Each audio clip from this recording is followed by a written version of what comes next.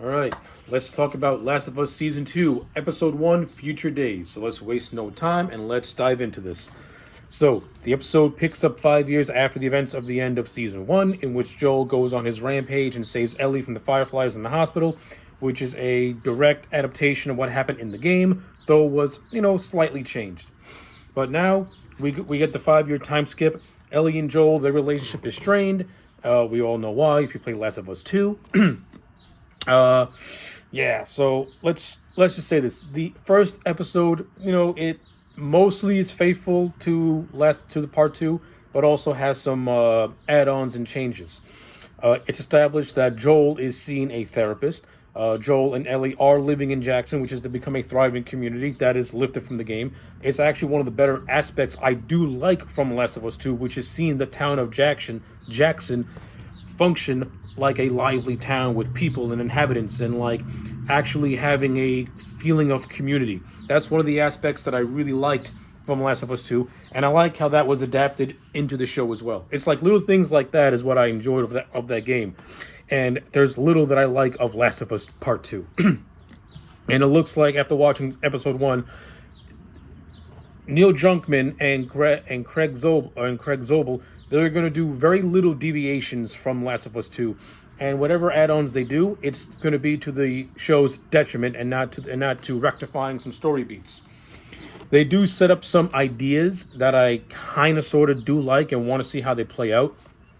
They have ideas that I'm not fully on board with, but I do want to see if they get fully expanded upon, if it'll be better later on. Like the whole idea of Joel seeing a therapist, that can go either way. I know that from season 1, Pedro Pascal, performance-wise, has been fine as Joel. It's just the writing and the direction they took his character is what many fans question. And I'm of two minds of Joel seeing a therapist. On one hand, if it could work. On the other hand, it could further go down the rabbit hole of just emasculating Joel in all the worst ways. or it can do something, like I said, or it can like go the way of something that's decent in which Joel can use the therapy sessions as a way to break through to Ellie and try to get her to understand that what he did wasn't because he was not something he wanted to do. It was something that he chose to do for her. Like I said, I'm of two minds of the whole of Joel seeing a therapist. I do like Kathleen O'Hara. I like her in the role as Gale. I thought the scene between them, even though it can go either way, it was fine. It was decently acted. I'll give it that. And I do like the whole idea of Gale being the wife of Eugene, who is an unseen character from the Last of Us games. But Eugene has a connection to Ellie. Since Eugene will be played in this show later on by Joe Pantoliano, I would like to see how his character is going to fit into the overall story. Because the show basically sets up that Gale has got resentment towards Joel because Joel was the one who murdered her husband. So, and now she's Joel's therapist. So again, it's going to be interesting to see how that plays out. It can be something good, it can be something just totally out of left field. But again, you have to wait and see. The show also establishes one of the most controversial aspects of The Last of Us Part 2, which is the relationship and romance between Ellie and Dina. I'm going to say this. I like Elizabeth Marshad. She clearly has better on-screen charisma than Bella Ramsey, and it kind of makes me wish Isabella was playing Ellie, because she just seems more likable. Like, to me, Dina's personality so far in episode 1 kind of mirrors Ellie's personality from the first game, while Bella Ramsey's portrayal of Ellie has just been a mixed bag. She has moments where she's good, and then she has moments where you just want a zombie to fucking rip her apart because she comes across as just a fucking bitch. And in episode 1, Ellie comes across like just a bitter bitch. It's not like in part 2 where you kind of understand why Ellie is mad at Joel. In this one, Ellie's mad at Joel like she is in the game, but over here she feels more cold, more just like more hardened to him. At least in part 2, she feels more like somebody who's just angry at him and doesn't have like this bitterness towards him. But yeah, that's like the biggest thing. That it establishes the relationship between Ellie and Dina. To tell you the truth, I'm not buying the chemistry with Bella Ramsey and with Elizabeth Marshad. I don't think they gel at all. Maybe it's because I don't really think Bella Ramsey's all that good of an actress, and she's clearly being overshadowed by Isabella Marshad, who is a much better actress and is much more has much more talent. And I kind of do like the tease that the show did of Joel and Dina having their own little father-daughter dynamic, which I do hope gets expanded upon as the show goes off and before the inevitable happens with him. But we'll have to wait and see. But overall, the stuff with Ellie is basically meant to set up the relationship with Dina and to set up the fact of her just not taking orders from anyone. Now, the show tries to play it off as Ellie being this rebellious person who don't take authority from nobody.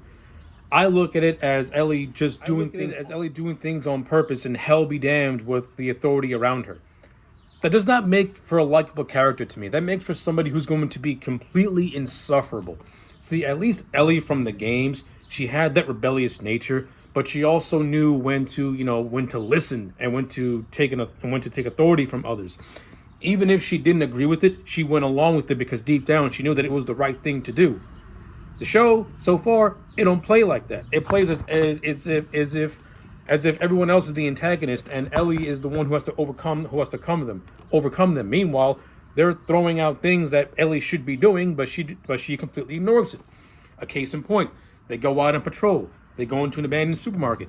Ellie and Dina nearly get wrecked by one of the infected and barely escape. Like, it's stuff like that that makes Ellie's character just gonna be really fucking annoying, and I'm already dreading it. And I'm dreading it because if you played the second game, Ellie in that game was turned completely, nearly unlikable. I mean, she still had her moments, but she also had a lot of moments where you just wanted to backslap Ellie in that game because the obvious things were right in front of her, but she was just too stupid to let it process. Some things you can rectify in season 2 can do with Ellie and having her personality actually resemble her video game counterpart, specifically that of the first one. But one of the things that I will change is the relationship between Ellie and Joel. Instead of making it more antagonistic in terms of Ellie being robbed of a chance to save the world, I want her to have more of a conflict with that. I want her to understand why Joel made the decision he did. And you can actually make a nice little callback to the famed scene in the first game where Joel and Ellie are in the farmhouse and Ellie pours her heart out to him. You could have done something similar with Joel and Ellie in episode 1, at least, where you can mirror that. And the whole premise of that conversation was everyone in Ellie's life had either died or abandoned her except for Joel. You could have that conversation play in Ellie's head and help her realize that the decision that Joel made may have been a selfish one, but it was one that he had to do because he was growing attached to her. I mean, yeah, and that could form a more reasonable conflict within Ellie, where she does love Joel, she understands where he's coming from, but at the same time, you could still do the whole thing of Ellie, being on the fence about it as well, but not having this bitter just anger towards Joel. Like, make her bitterness come from a state of confusion in which she doesn't know how to process it. I would have done that episode 1 straight out, so that way Ellie comes across as a little bit more likable to me and not as just overbearingly just a bitch and withdrawn. But the biggest takeaway from this episode is that it's doing the flashback scenes mostly in chronological order. And yes, this first episode has the famed dance scene with Ellie and Dina when they have the kiss. They get antagonized by Seth, who is played by RoboCop 3's Robert Burke, who plays the character of Seth. And he calls them this, he calls them that. Joel gets involved. Ellie snaps at him. In the game, if in the game, Ellie's anger felt more natural. In this, she feels like a pouty little fucking teenager, and I didn't like it. But the follow-up is what I really didn't like, in which, so after the events that took place, and Joel attacking Seth, he and Ellie have a nice little conversation on the porch, in which we see the building blocks of a reconciliation between the two. The show completely bypasses that by having Ellie just blow Joel off, pretty much saying "fuck you" while he's on the porch. Like, if that's what you think the viewers want to see, which is Ellie just be bitter towards Joel, and then you're going to do what you do with Joel eventually and make me believe and make me want to support Ellie in her quest, you're going to make me wanting to root for Abby instead. Speaking of which, everyone's favorite character from part 2, Abby, was introduced, and she's making her way to Jackson to get her revenge. She appears in the beginning and she appears in the end. We also have the character of Jesse, who was also introduced in Last of Us Part 2, who was the former romantic partner of Dina. He's established in this as Ellie's friend, and yeah, that's basically it. We have a scene where Ellie is taking on a big guy in a sparring session, and it is completely unbelievable. And I don't buy that Bella Ramsey can manhandle anybody, because she just can't manhandle a gun. She's not believable at all. So yeah, like, you do got a lot of cringy moments in this episode. Like, the stuff with Ellie and Dina didn't really feel natural to me. The stuff with Joel and Gail can have the potential to be decent or be really, really bad. But I do like the stuff with the town. I do like aspects of certain things that were established. And is there time for it to get fixed? Yeah, there is. But there's also time for it to fall off the rails really, really quickly. And I don't want to say it because you're adapting Last of Us Part 2. The fear of things falling off the rails is going to happen really, really quickly. But hey, let's wait for episode 2, and maybe Neil Druckmann will look at the criticisms of that first game and of the second game and rectify a lot of the decisions he made, and maybe change them up a little bit. Or he's just gonna double down and just tell that story in live action format, therefore having everyone get pissed off all over again. Oh, and before I forget, the episode ends with a possibility of the Horde making their way towards Jackson along with Abby and her crew, since early in the episode, Joel's leading a construction crew. They break open a pipe, and at the end of the episode, it's revealed that this pipe has got spores or vines or whatever that attract the infected. So the episode ends on a pretty big cliffhanger. So it's gonna be interesting to see what happens. Episode 2, Through the Valley. This season wasted no time in getting to what it really wanted to do, and I'm going to talk about that in a minute. But first, let me just go over this episode as a whole. Basically, I thought episode 2 was better than the first one. After seeing what they did in this episode and knowing that I'll say this, Neil Druckmann and his co-showrunner, they didn't shy away from adapting that second game, all right, because they went full Monty on this one, boy. They did nothing to rectify the mistakes or the complaints of that second game. They went all in. If anything, they didn't just double down, they tripled down. So basically, this thing is divided into 2 sections. You have the attack on Jackson by a bunch of infected that was set up at the end of the episode 1. And then you have Abby. Oh dear sweet Abby and her interaction with Joel. Now, the episode does have some minor differences and some tweaks, but overall, yeah, the stuff with Abby is basically a shot-for-shot recreation of the game with some minor differences. And that minor difference is that instead of Tommy being with Joel, Dina is with Joel. Ellie is riding with Jesse, and Tommy is in Jackson trying to fend off a horde invasion with the townsfolk. That is the stuff with Jackson's original that was not in the game, but the stuff with Joel that was in the game, they just swapped out the characters and swapped out the players, and that's basically it. But when it gets down to brass taxes, I'm not gonna lie, I thought the B plot with Tommy was much more entertaining than the A stuff with Abby. Not only because it's adapting a part of Last of Us 2 that I absolutely hated, I just thought the tacked on stuff with Jackson was entertaining. It was zombie action in a zombie show. Who'd have thunk it? Now, was it particularly good action? I mean, it wasn't that great. I mean, The Walking Dead has done better action sequences, especially those early seasons. But since season 1 lacked virtually any interaction with the infected, at least this episode you got to see the runners, you got to see bloaters, you got to see Tommy actually do something and do stuff. And I'm not gonna lie, Tommy was pretty badass. I think Diego Luna is very underrated as Tommy. Even though some of the writing for Tommy can be a little spotty here and there, I did enjoy him in this episode. I thought he was fine. And the whole thing of Jackson being under siege, Was it necessary? No. Could they have drawn it out a little bit more instead of a horde coming to Jackson? Could it would have been better if the spores were slowly starting to infect the town from within? I think that could make for a better, much more better drama. But hey, it is what it is. We got what we got, and it was entertaining in a fun, cheesy zombie way. So yeah, that was fun. Yeah, and there's nothing really else to talk about with the Jackson stuff. I mean, yeah, they do the scene where the character of Seth, who called out Ellie and Dina, makes his apology and tries to do a peace offering, and Ellie gives him the cold shoulder.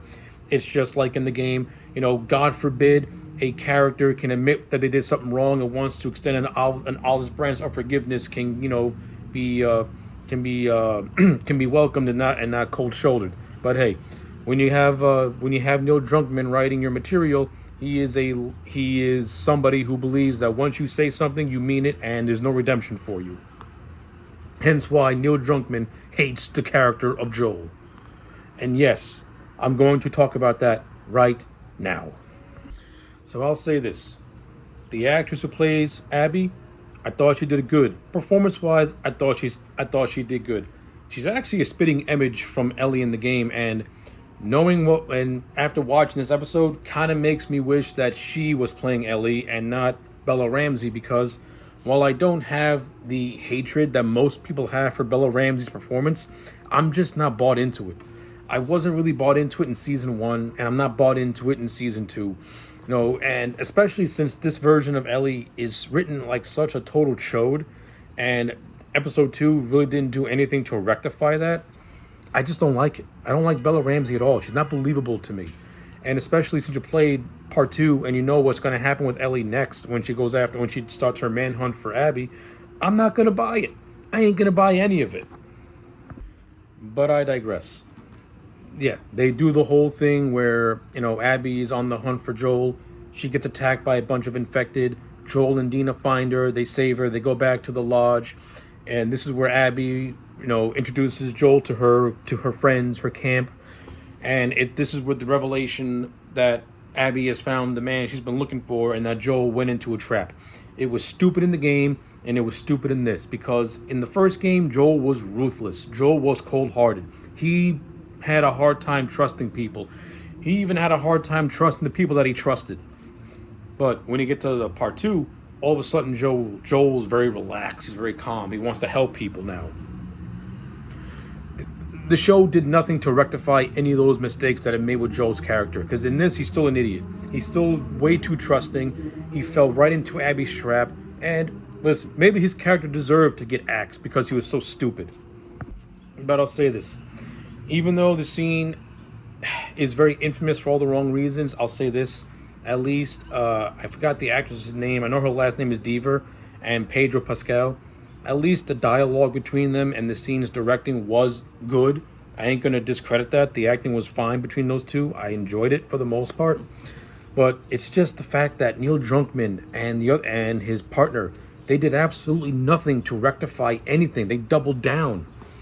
I mean, you still have Joel getting beat up with that stupid golf club, hence the nickname a hole in Joel. He got beat up by a golf club. And then to make matters worse,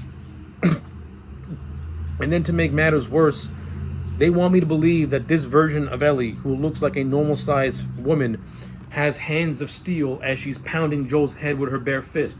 No way, Jose. Judging by how you look and judging by how Joel looks, your hand's gonna break. You don't got that kind of muscle nor ferocity. And it doesn't matter about adrenaline, because that's not how adrenaline works. Adrenaline does not give you powers of the Hulk. Does it give you abnormal strength in certain situations? Yeah, but not to the point that this show wants you to believe. Yeah, but when it's all said and done, it leads to Ellie watching Joel get killed and being forced to watch. Bella Ramsey is trying her best to be emotional and grief-stricken, but I'm just not buying it. It looks like a little kid overacting at a school play. And this scene, and here's the thing, one of the things you could have done to rectify Ellie in this scene is that you could, as she's watching Joel die, you could have at least had Ellie tell Joel that she's sorry. Like in his dying moments, she apologizes to him or says something to him, instead of saying, Joel, get up, Joel, get up, Joel, get up.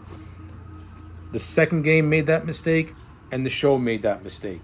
It did nothing to rectify Ellie and Joel's relationship at all. It sucks, and I hate it. So, so yeah, in a nutshell, that really is episode 2. The stuff in Jackson, I think, is the more entertaining aspect of the entire episode, while the stuff with Abby is a beat for beat recreation of Joel's demise. It sucked in the game. It sucks now.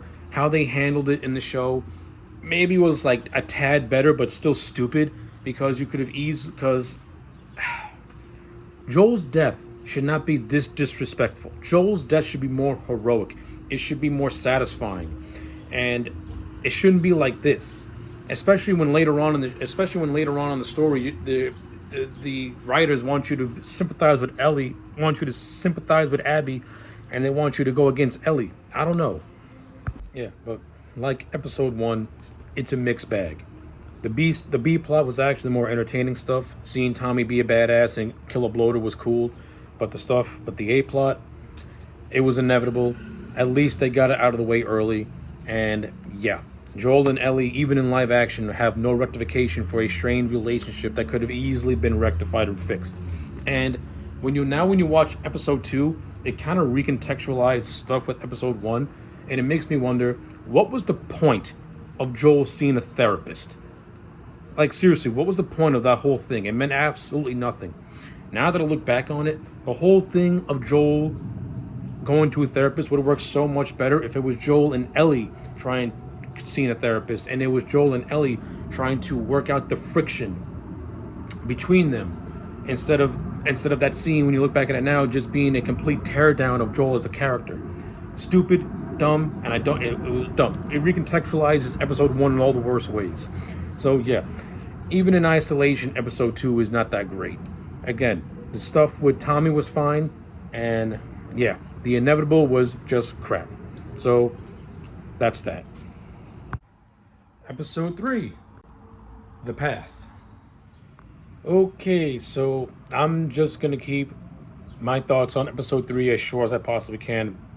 I overall thought that this was a very sluggish and slow episode to sit through, and it was boring in a lot of areas. It had pockets of moments that I did like, but overall, episode 3 just felt like filler until we get to the second half, which picks up on episode 4.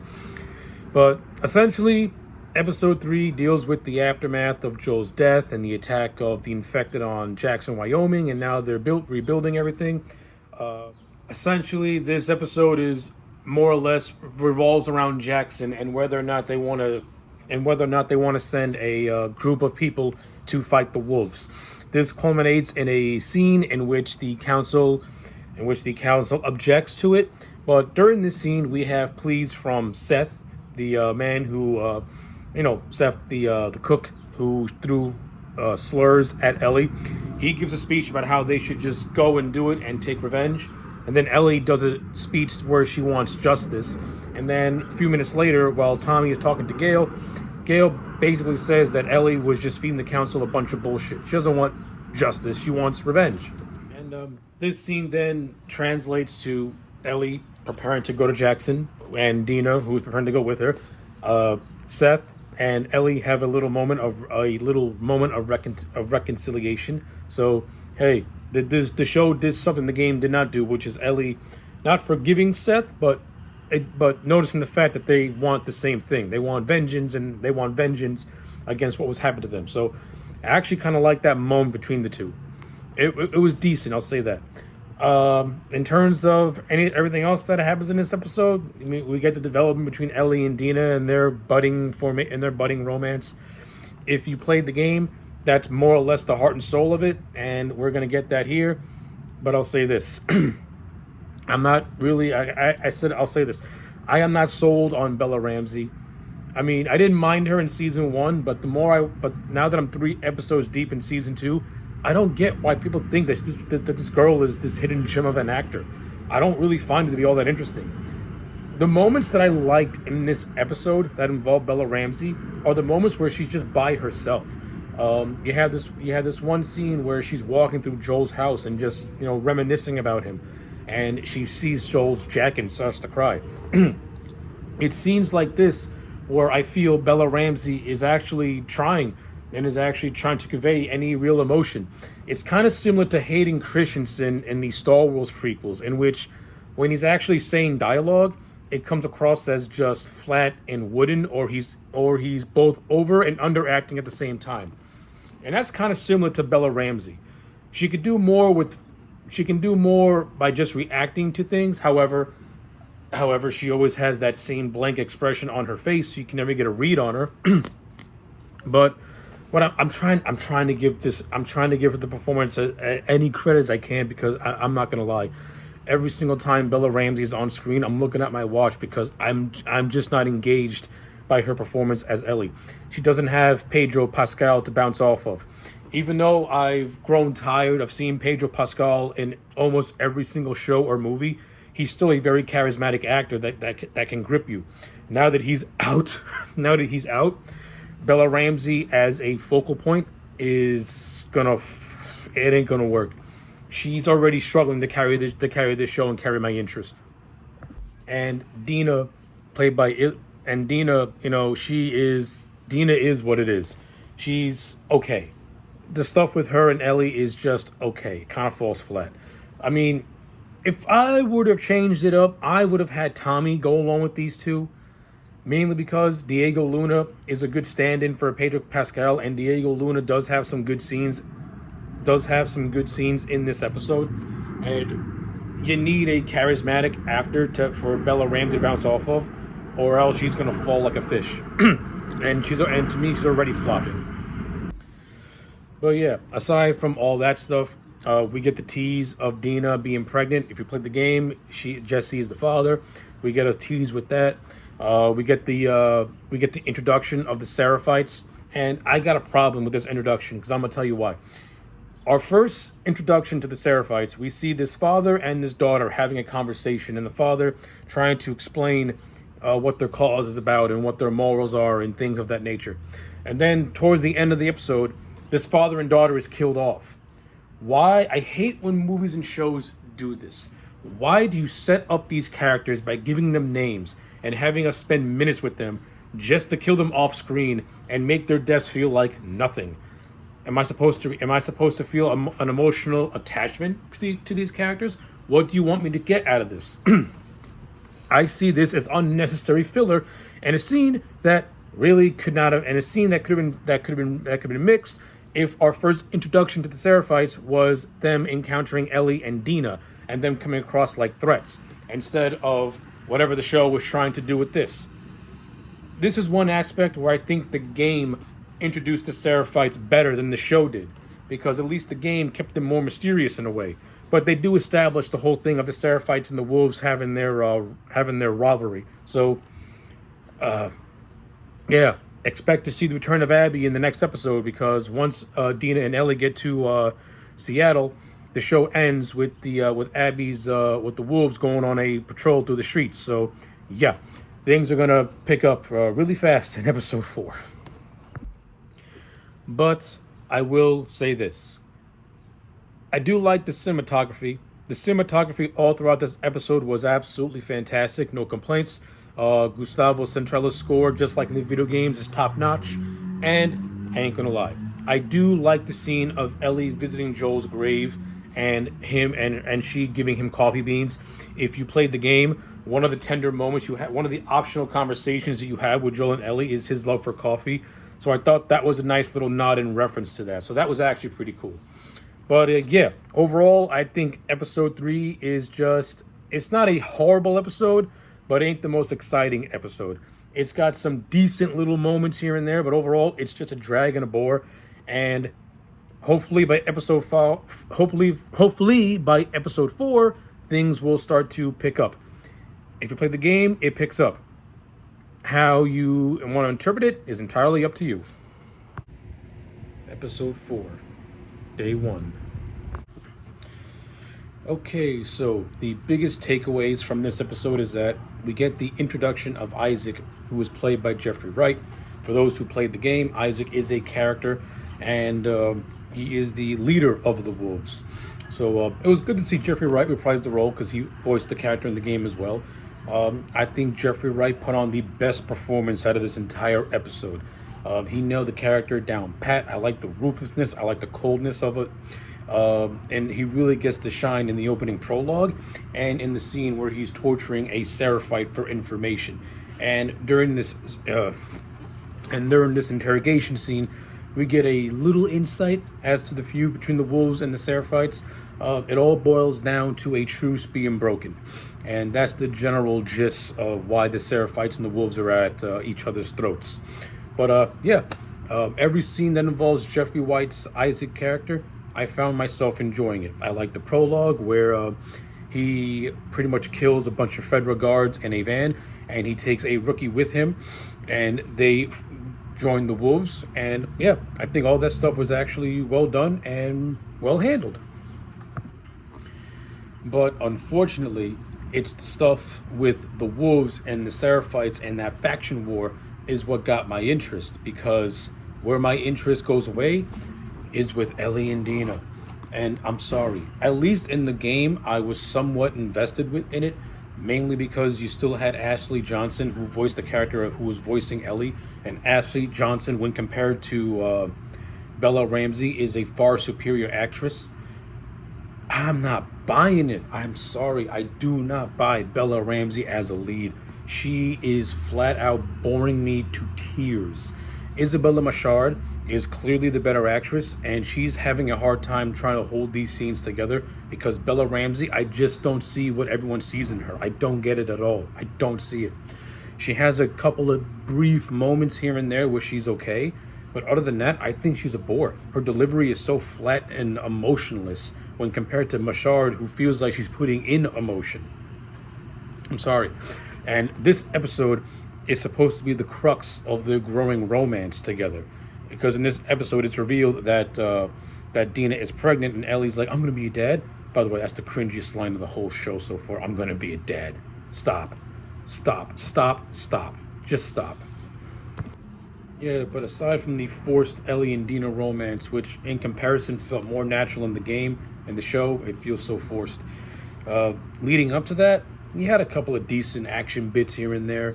I like the scene where Dina and Ellie break into a radio tower and they see a bunch of wolves that are strung up and disemboweled by the Seraphites. I believe there was a similar scene in the game. I don't recall, but I like the imagery of it. It gave me some Silence of the Lambs vibes, which is pretty cool. I thought Kate Herron, who directed this episode, she did a decent job at giving a moody-ish atmosphere. Particularly the scene where Ellie and Dina are leading a bunch of wolves down into an underground station in which they're attacked by infected. And this we have the red lining. Again, this scene is ripped right from the game, and I thought it was actually well done and well directed. Has some good tension, has some good suspense to it. I'm not gonna dissuade that. This is also where Ellie reveals to Dina that she's infected, and of course, at first, Dina is taken aback by it. But as it progresses, she finds out that Ellie is immune, blah, blah, blah, blah. They got a forced sex scene, blah, blah, blah. You get the stupid dad line, blah, blah, blah. And then the episode ends with Dina and Ellie realizing that they're very, very close to the wolves, to Abby's hideout being Lakeshore Hospital. So, yeah. And then you get some other scenes here and there. You know, they have a recreation of Ellie doing the "Take on Me" song to Dina. In the game, it was done better. In the show, it feels kind of forced, and I don't really care, to be honest with you. And I don't really think Bella Ramsey's got to go singing voice. That should have been dubbed. But yeah, that's basically all I got to say about episode 4. When compared to episode 3, it was slightly better in terms of how it handles action sequences. But yeah, the show, this season is still being bogged down by Bella Ramsey as a lead, who is just a bore to sit through. But the highlights, the stuff with Jeffrey Wright, top tier. The budding storyline, the budding faction war between the Seraphites and the Wolves, I wish that could take center stage, because to me, that's just the more interesting aspect. And it's something that I want to see expounded upon. But knowing Neil Druckmann, I doubt he's going to double down on the more interesting aspect. He's going to continue to pollute your mind with the more uninteresting aspect. But yeah, those are my thoughts on episode 4. Episode 5, Feel Her Love. Okay, so I'm going to go out on a limb and say that episode 5, to me, this was one of the worst episodes so far of the second season. This stuff had some decent moments in it, but overall, this episode was supposed to convey Ellie's turning point. It was supposed to convey the point of no return for her and her revenge mission. And because of, let's just say, Bella Ramsey just not being able to convey anything of any natural sort of anger or emotion, to me, it just falls flat. There is something about this episode that just felt completely off with me. This thing felt off. Like, especially when you get to the last half of the episode and Ellie goes to the hospital to track down Nora. I don't know what it is, but the acting between Bella Ramsey and Titi Gabrielle, it has to be some of the most subpar stuff you'll ever see on screen that shills are calling good performances. Like, we're not watching the same show. I'm watching a show that if you watch it as like a satirical dark comedy, this shit is absolutely hilarious in how it's structured and how the acting is just not working and how Bella Ramsey is trying so hard to look tough, but meanwhile, she looks like a 12-year-old girl who didn't get that pony for her birthday. This shit is comically bad. So let's just go over the brief highlights. So you get this cold open with the character of Hannaran that was established a few episodes back, having a conversation with this other character, and the whole gist of this entire thing is supposed to parallel the relationship between Joel and Ellie, because the character that Hannaran's talking to sacrificed her son in order to secure the hospital. That's basically what this cold open means. It's just to say that the hospital is a location that cannot afford to be lost. And the parallels of these two characters that more or less have zero connection to our main cast. Why do I care about them? I don't. Like, I'm not gonna lie. I do not care about this cold open. I don't care about these characters. I don't really care how they're gonna play into the story, if they even play into the story as a whole down the line. They got no reason to be here, and I'm just gonna leave it at that. But once the show starts proper, this is where it all goes downhill. As the chemistry with Dina and Ellie is just not there. At least in the game, you have some sort of dynamic between the two. The acting feels much more naturalistic. In this, it just feels off. It really feels off. Ellie, Bella Ramsey, and Isabella Machard, you can clearly tell that Isabella Machard is trying very, very hard to be natural in the role of Dina, while Bella Ramsey thinks that she's giving it her all, but she's really not. Bella, where's the anger? Where's the rage? You just found out in a prior episode that your girlfriend is pregnant, and instead of having anything of emotional worry, you're like, I'm gonna be a dad. The most stupidest fucking line ever in a show. It's right up there with Tatiana Paris saying they'll never know what you sacrificed for them in WandaVision. In the history of lines that are supposed to have resonance, but they just come across as unintentionally hilarious and stupid. Ellie, where's the anger? Where's you viewing Dina as a burden? She's someone that you care about, and now that you realize that she's pregnant, she's going to be putting her life in danger and your life in danger, because now, while you're on your revenge tour, you're going to have to make sure that Dina's safe at all times. We don't get that. We don't get any of that. I think we don't get that because, number one, I think, and I'm 5 episodes in, I seriously think that Neil Druckmann and Craig Mazanian, I think they're trying to do reverse psychology with season 2 of The Last of Us. I think they're intentionally trying to make this bad, so that way that the people who did not like the game will end up comparing it to the game and actually give the game unintentional praise when compared to the show. I think Neil Druckmann is so butthurt that a lot of people didn't like The Last of Us Part 2, the video game, that he's intentionally sabotaging this show just to have the game be highlighted in a more positive view. I think that he's trying to use reverse psychology, and that's why season 2 has been rough so far. It's being done. I think it's a conspiracy theory, but I think he's doing it on purpose. I think he's so salty about the negative reception that the second game got, that he's purposely making a bad show just so that way fans can give it reverse praise. And I say this because nothing in season 2 has done anything but just take what's from the game and just make it 10 times more worse. And it's real evident with Ellie and Dina's relationship, which doesn't work.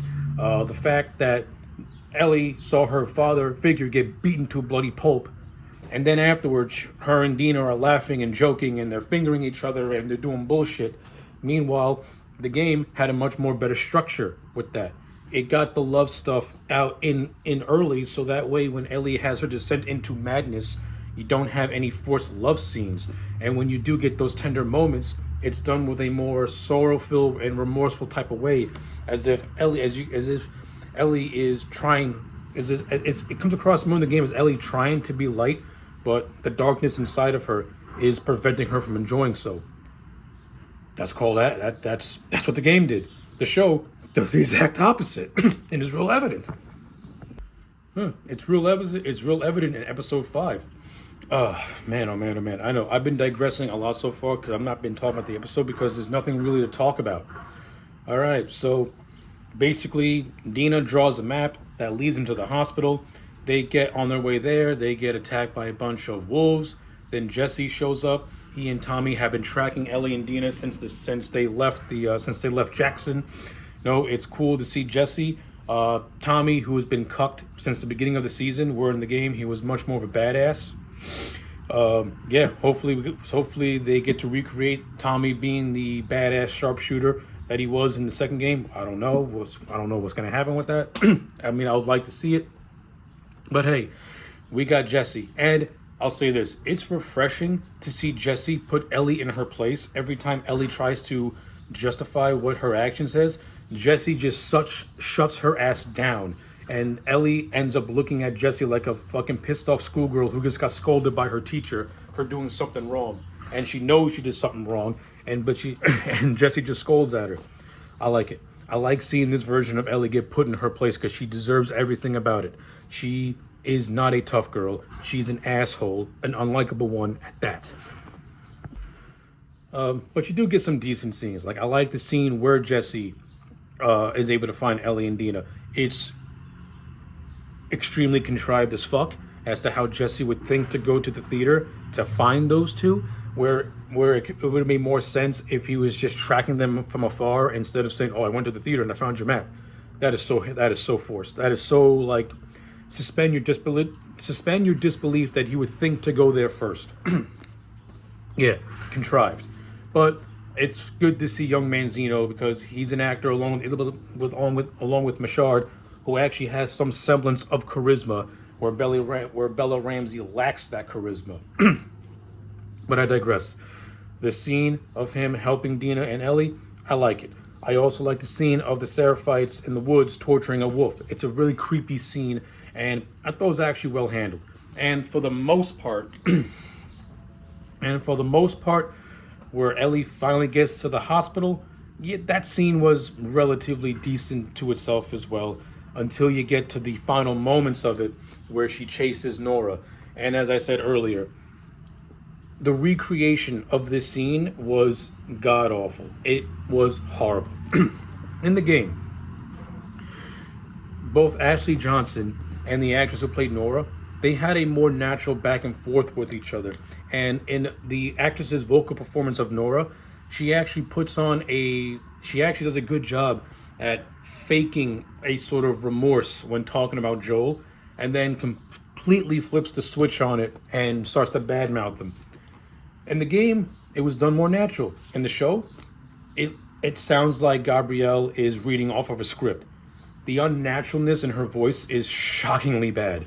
And Ellie, oh my god, why can't Bella Ramsey act in a natural way? What is up with this girl? Why can't she act in a natural way? Why is every line sound forced? And then when you get to the final moments and they fall down the elevator shaft, which has been sealed off because there's spores in there, and Nora comes to the realization that Ellie is the immune girl, and then she continues once again to taunt Ellie, saying that Yeah, that saying that Joel was a little bitch who got what he deserved after saying that she still hears his cries at night and stuff like that. Like I said, in the game, the delivery was had a much more natural feel, but in the show, it just it feels like forced line reading. And you have this now the imagery in the show, it does look kind of cool because you have the red lighting and it makes Ellie's eyes look black. Now, if you actually had an actress that can convey actual emotion, then that imagery could look so much better. But instead, in the show, Ellie looks like a lifeless doll, and it's unintentionally hilarious. And her face looks like this. She literally has the face of a 5-year-old girl who lost her candy bar. Now she's upset. It comes across as unintentionally hilarious. And then when she beats Nora down, it doesn't have any natural feel at all. In the game built this up so much better as this is Ellie's turning point. This is the moment where Ellie makes the decision that's going to forever change the course of the path she's going down to. The game actually builds it with some stakes and some drama. The show barely does that. It barely does that at all, and it just comes across as just Ellie killing another person, meanwhile, and screaming and yelling, acting like she's angry when the emotion is just not there. The raw intensity is just nowhere to be found. Yeah, this is why I consider this to be one of the worst episodes so far of the season. It tries to convey this as being Ellie's turning point, and it just fails on a directing level in terms of the acting. It fails on a recreation level. You do have some decent moments here and there of action sprinkled in. Young Manzino and Isabella Machard, with the screen time they have in this episode, are clearly outshining Ellie. The actress who plays Nora, she's just not. She's equally as bad as Bella Ramsey, though slightly better, and that's all I can say about that. But yeah, the episode ends with the dream sequence of The Last of Us Part 2. So yeah, let's see how they recreate the one of the final tender moments, between Joel and Ellie. Episode 6, The Price. Whew. I can honestly say that episode 6 is the best episode of the season thus far. It's not a perfect episode. It does have some things that I'm not overly thrilled with, particularly with Bella Ramsey, especially as you get to the second half of the episode. But from start to finish, this was the strongest out of every single episode up to this point. And I'm just going to say this. Yeah. Episodes 1 and 2 are only good because you have Pedro Pascal in it, and this episode is no exception. You can clearly tell that the second Pedro Pascal was phased out of the show in episode 2, it went on a slippery slope downhill. Pedro Pascal is the anchor of this show, and that reflects Joel as a character. If you played the first game and the second game, the reason why overall the second game is not as well revered as the first game was because you lost the anchor being Joel. Joel was what the franchise was built around. It was never built around Ellie. Ellie was just something that Joel needed to as a way to push his story across. Ellie was never a focal point, and when you do make Ellie a focal point, it becomes a little more trickier to try and like justify the things that she has to do in her story that you want to tell. Because when all is said and done, Ellie's dynamic is really meant to enhance Joel, and this does it. And this episode does pretty much accomplishes it exactly that. I like this cold open is probably the best cold open out of the entire season so far. Not just because we get to see Tony Dalton, Lalo Salamanca from Better Call Saul, and not because I'm a fan of Tony Dalton, but because I like how this flashback parallels Joel's relationship with Ellie, and I like the bookend at the end of this episode. I like the fact that I like the fact that Joel's dad was abusive towards his kids, but also shows a lot of remorse and regret, and also compares the abuse he does to his kids to the abuse that he suffered at the hands of his own father. And he instills in Joel that he wants him to be to be better than him. Like he doesn't want Joel to do the things that he did to his own children, which is kind of like which is more like generational trauma being passed down from person to person. I actually like that. It was actually done in a very tender and subtle way, to me at least. And of course, Tony Dalton's performance, as brief as it is, commands the screen no different than Pedro Pascal.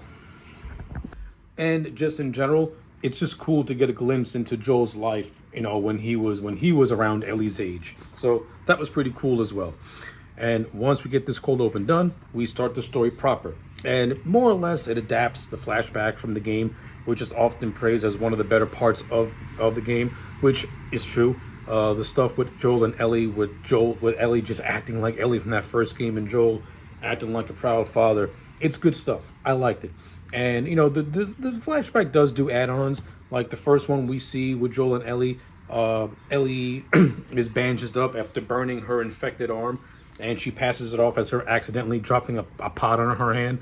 Though Joel understands why Ellie did it, but the general gist of the scene is Ellie is Joel trying to do something for Ellie's 15th birthday, and he does so by going to Seth, having Seth bake a cake, and then Joel makes Ellie her own guitar, and then and then we get the rendition of Pedro Pascal struggling his way to sing Pearl Jam's Future Days.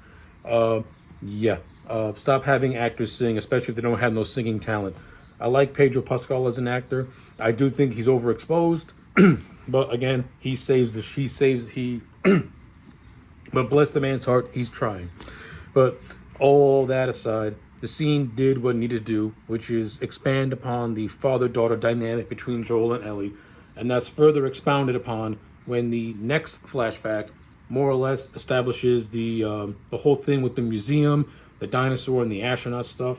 And again, this was a mostly faithful recreation of that flashback, of that entire sequence from part 2.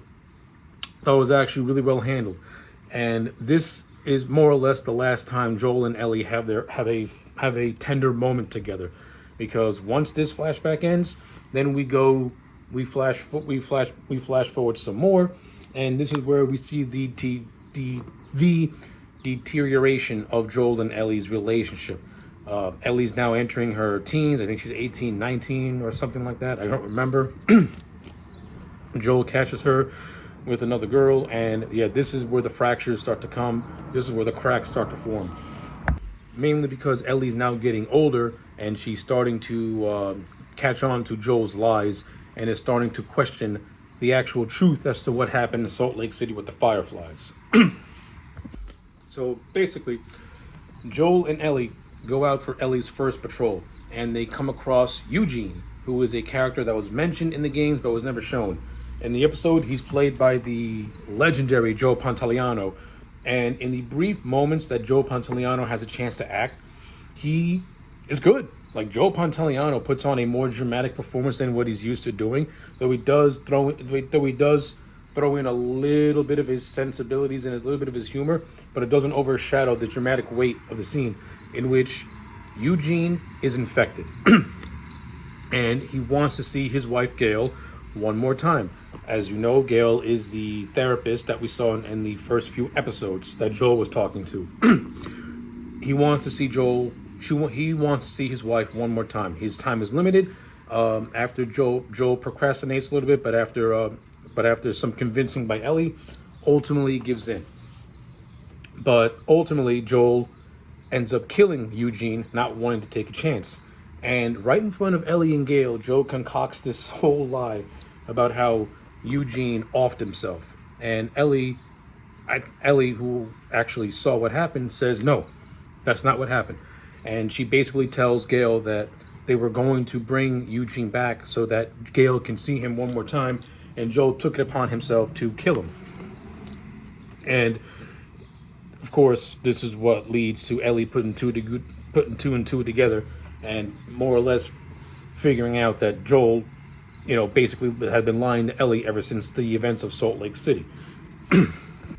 And this is what leads to the portion in which Joel and Ellie are not on speaking terms. We go back to the whole dance scene from episode 1 that now is told from Joel's point of view, Ellie has that horrible delivery of "I don't need your fucking help," looking like Mrs. Potato Head and trying to act tough, yet looks like a dork. And we get the recreation of the scene of Joel and Ellie talking on the porch, and Joel spilling out his guts and more or less telling Ellie that I would do what I did all over again. And Joel said it. He said it best. He would do it because he loves Ellie in a way that Ellie could never fully understand. And the only way for Ellie to understand this is if she ever would ever have kids of her own. Again, this is a nice bookend to the opening prologue where Joel's father said the exact same thing to him. Now that Joel had went through an experience like that, not only with Sarah, but now with Ellie, it finally clicks in his brain what his dad was talking about. And Ellie, who's still bent out of shape and bitter about it, but you do get that hint of a reconciliation that unfortunately never happened. But yeah, that's the overall general gist of episode 6. Like I said, it's not all the way perfect. Bella Ramsey, when Bella Ramsey's acting like a younger version of Ellie, she comes across as more likable, and her and actually shows some semblance of personality. I attribute a lot of that to Pedro Pascal being a very strong actor, so his charisma. So Ramsey is more or less leeching off his charisma. But as it progresses and as Ellie gets older, Bella Ramsey's performance starts to go from a little natural to much more forced. Like, Ramsey's a very inconsistent actress. I don't know what's up with her. Everyone's going to say, like, she's great in this and that, but if you actually look at it and examine it, clearly she's leeching off off a better actor's presence and charisma, and that's a reflection on her abilities as well. Because now everyone thinks that she can hold her own, when it's the exact opposite. She's being carried through a scene, and it's quite evidently so that she is. But overall, despite all that, episode 6 is one of the stronger episodes, and it ends with Ellie returning to the movie theater.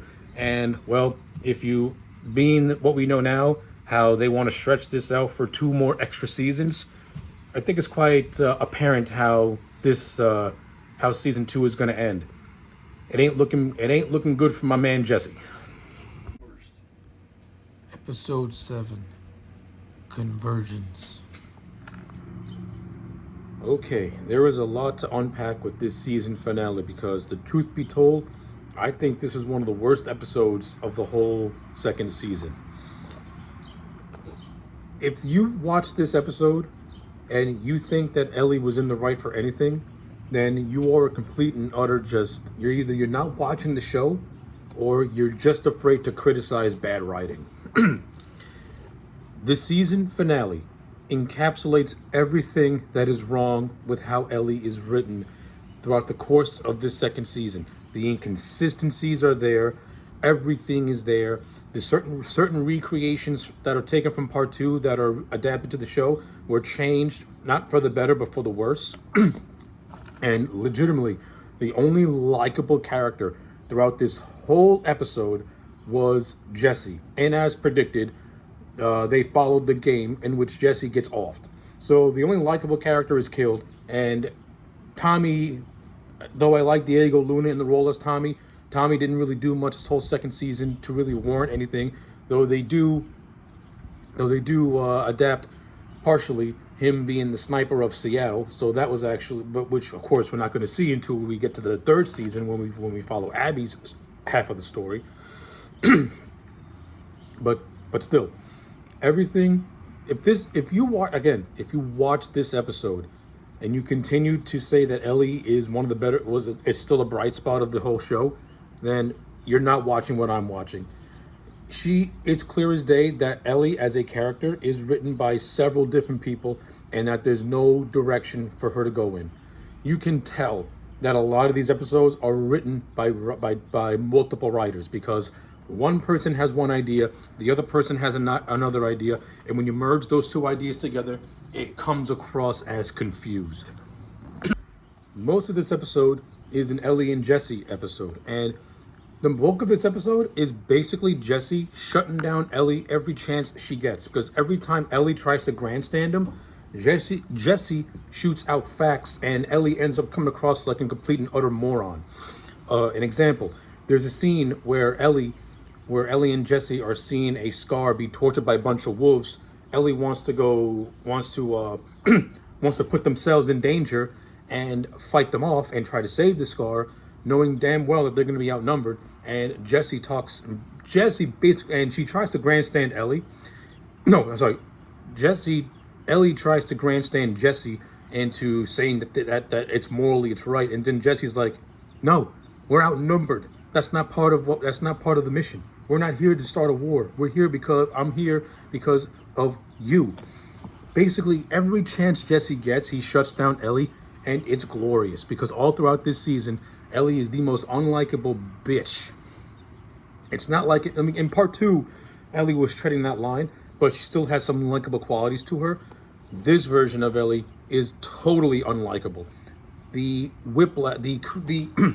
the writing whiplash of her character will literally hurt you while you watch this show, because you literally have scenes where Ellie goes from being her version of dark and brooding. Of course, you can never tell because Bella Ramsey is a horrible actress. And then 2 seconds later, she's all poppy and bubbly. Like, where's the anger? Where's the rage? It's almost non-existent in this fucking show. Even when she confronts Mel and Owen. Now, in the game, the confrontation to me was actually handled much better. You know, yeah, she still kills Owen and she still kills Mel, but the way then the show goes the extra mile by having Mel telling Ellie to deliver her baby, which was no. It works better in the game where Ellie kills Mel in self-defense.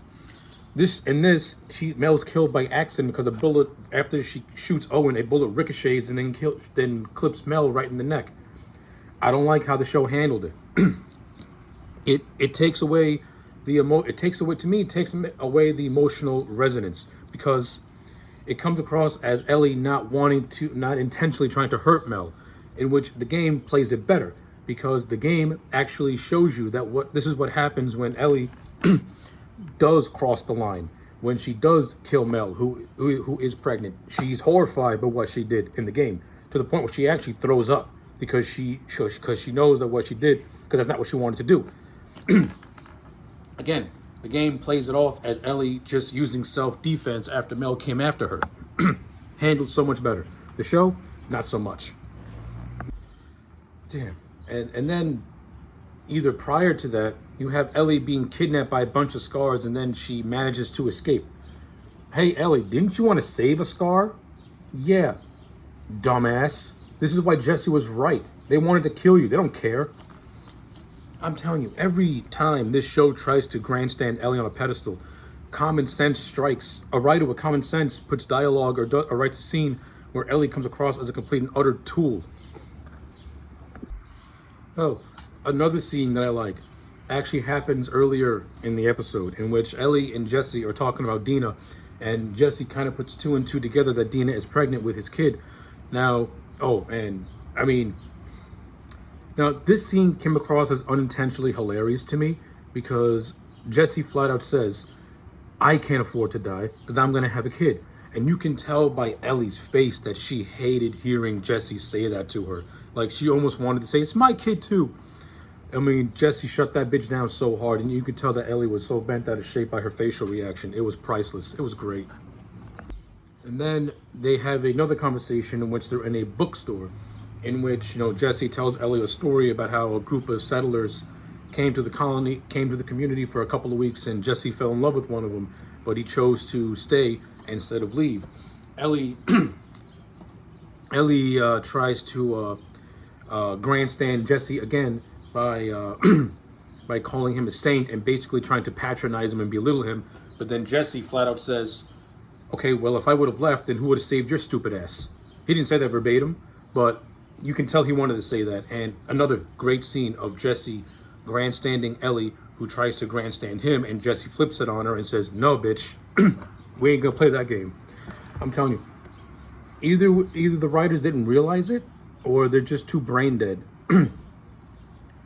You instantly make Jesse the most interesting character out of this entire show, because every chance that Jesse gets, he makes sure Ellie comes across as a complete and utter dickbag. and it just makes her come across as even worse. So in addition to being one-sided and putting people's lives in danger and not really caring about it, you got Jesse who's pointing this out and making Ellie look like a complete and utter fuck. And Ellie has no comeback because she knows he's wrong. But the creme de la creme of Ellie's stupidity in this episode is highlighted with this. So they hear over the radio of a sniper pinning down a bunch of wolves. Jesse knows that it's Tommy. Ellie knows that it's Tommy, her adopted uncle. Jesse wants to go help Tommy because Jesse knows Tommy won't be able to last long because the wolves have got backup. Ellie, on the other hand, says, no, Tommy's going to be fine. Let's do my thing first. Then Jesse just flat out just walks away. Like, they have a little conversation, and Jesse's like, and basically Jesse was not going to let Tommy die because Jesse knew Tommy wasn't going to last long. But Ellie is too fucking up her own ass to do anything that's, remotely likable or common and, save Tommy, the only quote unquote relative you got left who could help you. They decided to go Splitsville. And this is where everything gets encapsulated in Ellie's stupidity, because if she would have went with Jesse to help Tommy, all three of them could have found Mel and Owen together, and Mel and Owen would have lived, because once Mel and Owen get killed, guess who walks into the room? Tommy and Jesse. I don't know what this show is trying to convey or what message it's trying to convey. The only thing that it's conveying is that every decision Ellie makes her come across like a complete and utter retard. And deaths are happening because she's refusing to listen to reason and common sense. And of course, it ends in the theater, as we all know if you played the game, where Abby tracks them to the theater. She's got Tommy pinned down. She kills Jesse. Bye-bye, Jesse. We all saw that coming. Then Ellie and Abby have this cringe dialogue in which Ellie is saying, in which Abby tells, in which Caitlin Deaver delivers her line naturally. I'll give her that. In the brief episodes that she's appeared in, I like her. She comes across as much more threatening and intimidating. It's going to be interesting to see how she portrays Abby in her solo season, because she's already coming across as more likable to me. I already want Abby to win. But then this show has the nerve to have Ellie completely break down like a puss bag and tell Abby, I didn't mean to kill any of your friends. It was me. It was all me. I didn't mean to do it.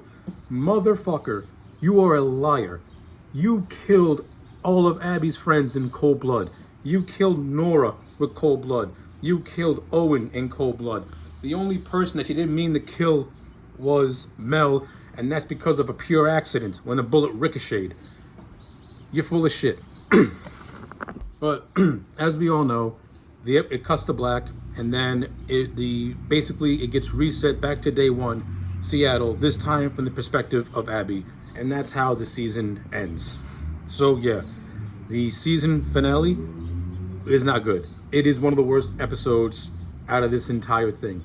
The cinematography is fine, the acting is fine, but the storytelling and the writing is completely just whiplash. It's not good. The only person that came across as likable and ended up dying for it was Jesse, which we all know what was going to come, because if you play the game, that's what happens with Jesse. He gets discarded like he's a piece of trash. And I didn't like it. I didn't like it in the game, and I don't like it in the show. I would have had Jesse live much, much longer. But as I said earlier, Neil Druckmann is retroactively trying to make this show intentionally bad, so that way people can praise the game that he's still salty that no one liked. Because if you watch a lot of reviews when they watch this show, notice how everyone has been praising the game, has been praising part 2, myself included, those who played it and have watched the cutscenes and know the story behind it. Part 2 has been getting a lot more retroactive praise, but I think a lot of that is because when you watch the show and see how the show adapts certain aspects from part 2, you can tell that part 2 handled those situations so much better as opposed to the show, which handles it in a more juvenile type of way, that the show actually thinks that it's doing a better job when it's really not. Yeah. that's basically all I got to say about the second season. I think compared to the first, this season absolutely was awful. It was terrible. You have a couple of bright spots here and there. You have one really good episode with episode 6, and you have a decent one with episode 2, and you have 2 decent ones with 2 and 3, and that's really about it. The rest of the show wasn't good. The rest of this, it was not good at all. To tell you the truth, I don't know why you're splitting this story up into different seasons, because you could have just did what Vince Gilligan and his team did for the last season of Breaking Bad. Just split season 2 into 2 parts. Have the first half consist of Ellie's story, wait 3 months, and then release the second half with Abby's story, and then you have your third season be the converging point between the two. Instead, they want to just split everything up, and it's going to be a long wait and a painful watch for most of these seasons. So yeah, those are my thoughts on The Last of Us Season 2. Let me know yours in the comment sections down below. Like the video and subscribe, and I'll check you back next time for more.